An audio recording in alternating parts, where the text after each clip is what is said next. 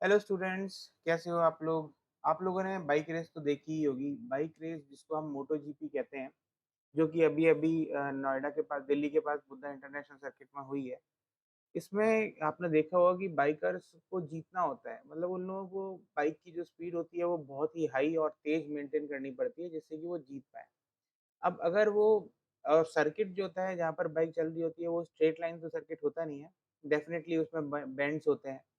तो जब भी कोई बाइकर जो कि हाई स्पीड में अपनी बाइक चला रहा है, तो वो अपने आप को मोड़ेगा भी और मोड़ के उस बैंड पे जल्दी से जल्दी निकालने की कोशिश करेगा अपनी बाइक को। तो उसकी रिक्वायरमेंट क्या होती है कि वो बाइक को बहुत ही तेज स्पीड में लेके जाए। अब बहुत ही तेज स्पीड में जब आपने देखा होगा कि जब बाइकर्स लेके जाते हैं तो वो अपनी बॉडी को बेंड करते हैं टुवर्ड्स द सेंटर, किसी भी मोड़ पर। ऐसा वो क्यों करते हैं? ऐसा वो क्यों करते हैं और ऐसा करने से उनको क्या मदद मिलती है जिससे कि वो अपनी स्पीड को मेंटेन कर पाते हैं? और अगर ऐसी बेंडिंग नहीं होती, तो अगर वो सीधे-सीधे चलते तो क्या वो इतनी स्पीड को मेंटेन कर पाते? डेफ़िनेट आंसर होता है कि नहीं, वो नहीं मेंटेन कर पाते। क्यों ऐसा होता है कि हाई स्पीड सिर्फ़ बेंडिंग के साथ ही हो पाती है, वो हम लोग समझेंगे। ये टॉपिक सर्कुलर मोशन का है और जो कि जहाँ पर आप सर्कुलर मोशन के अंदर कॉर्नरिंग ऑफ रोड्स सीखोगे। तो यहाँ पर सर्कुलर मोशन की आपको थोड़ी बहुत नॉलेज होनी चाहिए, जो कि मैं अज़्यूम कर रहा हूँ कि आप लोगों को है। तो मैं स्टार्ट करता हूँ, इसका एनालिसिस करते हैं कि why a high speed racer during the bends या during the turns has to maintain a very high speed, has to turn himself या has to bend himself to maintain very high speed on the turns. ठीक? तो देखते हैं, इस video को stop करके इसकी एनालिसिस करते हैं। तो देखो, ये है बाइकर। इस बाइकर को थोड़ा-सा और आगे ले आता हूँ मैं। हुँ, यहाँ ले आया। अब ये जो बाइकर है, इस बाइकर का आप एनालिसिस करो कि बाइकर जब भी यहाँ पर टर्न कर रहा है, तो इसने अपनी बॉडी को रोटेट किया है। तो ये रोटेट कर रहा है, मतलब बेंड किया है अबाउट सम एक्सिस। वो एक्सिस मैं बना देता हूँ, सपोज़ यहाँ है, इधर है ये एक्सिस, इसके अबाउट ये रोटेट कर रहा है। तो सपोज़ मैं मान के चलता हूँ कि इस एक्सिस से इसका जो रेडियस है, इसके सेंटर का जो रेडियस है, जिसके अबाउट ये रोटेट कर रहा है, वो आप मान लो, अज़्यूम कर लो कि वो रेडियस r है, मान लीजिए।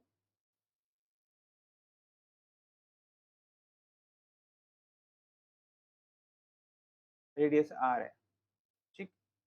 अब ये रेडियस r से ये इधर टर्न कर रहा है। अब इस पर फ़ोर्सेस कौन-कौन सी लग रही है वो देख लेते हैं कि इसके ऊपर एक तो सरफेस अर्थ से एक नॉर्मल रिएक्शन लगेगा, ऐसे इधर की तरफ जाता हुआ।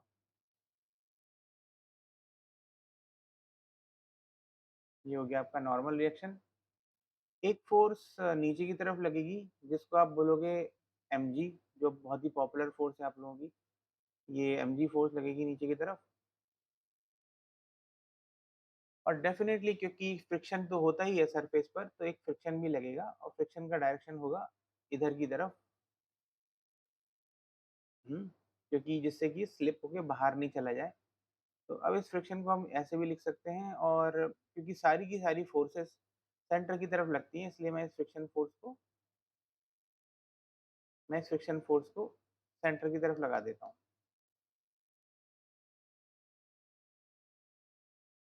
यहाँ पर, है ना?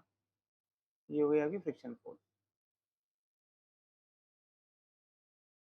अब क्या होता है कि यहाँ पर सपोज़ हम अज़्यूम करते हैं कि हमारे पास जो बॉडी है, ये बॉडी वर्टिकल से एंगल थीटा इसने बनाया है, ऐसा। ये वर्टिकल बना दिया मैंने और इसने एंगल थीटा बनाया है विद द वर्टिकल। अब इसका एनालिसिस करते हैं थोड़ा-सा।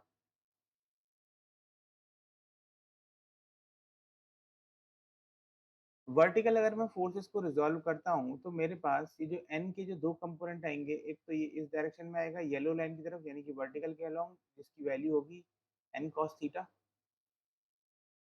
और एक होगा फ्रिक्शन के अलोंग हॉरिज़ॉन्टली, जिसकी वैल्यू होगी n sin theta.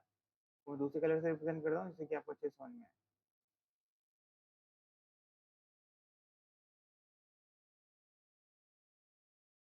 n sin theta, ठीक है? ये 2 फोर्सेस हो गई।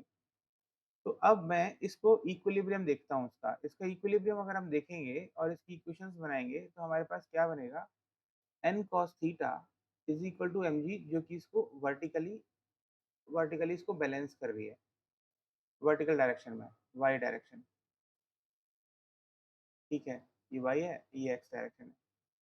एक्स डायरेक्शन में अगर मैं फोर्सेस लगाऊंगा तो मेरे पास क्या आएगा, N sine theta plus F is equal to M V square by R. ये मेरी दूसरी इक्वेशन आ गई। अभी यहाँ पर क्या हो रहा है कि यहाँ पर N sine theta plus F is equal to M V square by R है। फोर्स फ्रिक्शन, फ्रिक्शन तो हमेशा कांस्टेंट रहने वाला है, कि दिस फोर्स इज कांस्टेंट। ठीक है, तो इसको हम ऐसे मानेंगे कि N sine theta is proportional to M V square by R. यहाँ पर एम बी कांस्टेंट है, सिमिलरली रेडियस भी कांस्टेंट है। ठीक, तो मैं इस और नॉर्मल रिएक्शन की वैल्यू भी कांस्टेंट है, कि जमीन से जितना फोर्स लगेगा फोर्स कांस्टेंट रहेगा। तो यहाँ पर हमारे पास इक्वेशन क्या बन के आएगी कि sine theta is directly proportional to V square, यानी कि जितना बड़ा एंगल ये मेंटेन करेगा उतनी ही हाई वेलोसिटी ये मेंटेन कर सकता है। तो यहाँ पर ये वाली चीज हमें क्या बता रही है कि बाइकर जितना maximum possible angle from the vertical maintain कर सकता है उतनी ही मैक्सिमम स्पीड वो मेंटेन कर पाएगा, और जितनी मैक्सिमम स्पीड वो टर्न पर मेंटेन कर पा रहा है उतनी ही तेजी से वो टर्न को कवर करेगा। इसीलिए यही रीजन होता है कि बाइकर को मैक्सिमम बेंड लेना होता है with the vertical, maximum angle बनाना होता है विद द वर्टिकल, जिससे कि वो मैक्सिमम स्पीड मेंटेन कर पाए टर्न पर और जल्दी से जल्दी उस टर्न को कवर कर पाए। तो होप आपको ये समझ में आया होगा कि मैंने ये चीज कैसे की है और क्यों बाइकर को बेंड करना पड़ता है वर्टिकली। नहीं तो अगर एक और केस देख लेते हैं यहाँ पर, कि मान लेते हैं कि बाइकर बेंड नहीं करता अपने आप को, नो बेंडिंग, नो बेंडिंग अगर होती तो उस केस में क्या होता, सिर्फ थीटा जीरो होता। थीटा जीरो यानी कि हमारे पास एन, सिर्फ एक ही चीज होती, F is equal to M V square by R. ठीक, और N is equal to M G होता। एन ने तो एम जी को कैंसिल कर दिया, मतलब बैलेंस कर दिया। अब वेलोसिटी जो है वो सिर्फ और सिर्फ फ्रिक्शन फोर्स पे डिपेंड कर रही है। फ्रिक्शन फोर्स भी कांस्टेंट है ना, ना तो ये बढ़ेगी ना घटेगी।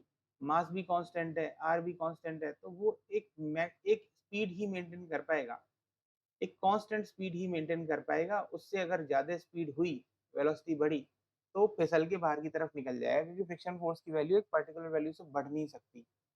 इसीलिए बेंडिंग का ये फायदा होता है कि वो अपनी स्पीड को मेंटेन कर पाता है which is greater than the speed when no bending is involve. Hope आपको ये कॉन्सेप्ट बहुत अच्छे से समझ में आ गया होगा कि बाइकर क्यों अपने आप को बेंड करता है। तो ऐसे ही और एक्साइटिंग कॉन्सेप्ट लेके मैं आगे भी आऊँगा, आगे भी वीडियोस में, तो आप इन वीडियोस को देखते रहिए और चैनल को सब्सक्राइब कर लीजिए। और अगर आपको मेरा कोर्स कोर्स वगैरह ज्वाइन करना है for full course for IIT JEE NEET और जेई एडवांस, तो आप नीचे डिस्क्रिप्शन में जाके ज्वाइन कर सकते हैं। और ऐसे ही वीडियोस को देखते रहिए और मेरे चैनल को सब्सक्राइब कर लीजिए। All the best for your upcoming examination. Thank you.